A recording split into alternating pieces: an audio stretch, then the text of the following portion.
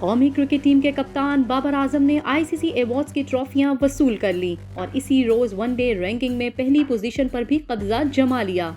PCB management committee के सरबराह नजम सेठी ने बाबर आजम को कज़ाफी स्टेडियम में साल के बेहतरीन क्रिकेटर की सर गारफील्ड सोबर्स ट्रॉफी और one day cricketer of the year की ट्रॉफी पेश की।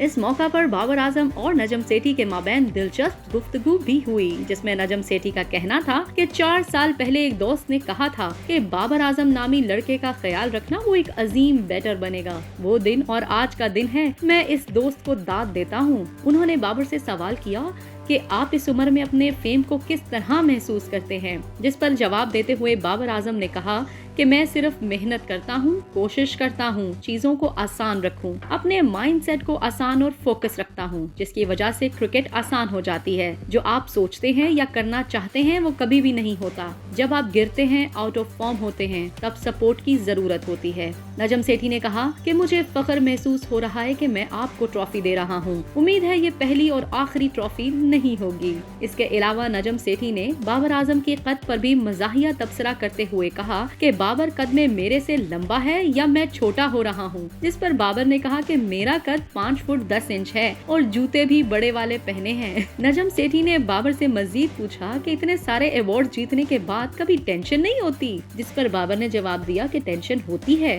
मगर इसे हैंडल करना आना चाहिए। आईसीसी की नई टेस्ट रैंकिंग में भी कौमी टीम के कप्तान बाबर आजम की एक रोजा क्रिकेट में बादशाहत बरकरार है। वो 887 रेटिंग पॉइंट्स के साथ सबसे आगे हैं, जबकि जनूबी अफ्रीका के डेरोसन 795 और क्विंटन डिकॉक 750 पॉइंट्स के हमरा बिलतरतीब दूसरी और तीसरी पोजीशन पर काबिज हैं। टी20 रैंकिंग में मोहम्मद रिजवान 836 पॉइंट्स के साथ दूसरी, जबकि बाबर आजम चौथी पोजीशन पर हैं, जबकि न्यूजीलैंड के डेवन कॉनवे 788 पॉइंट्स के साथ तीसरे नंबर पर बराजमान हैं।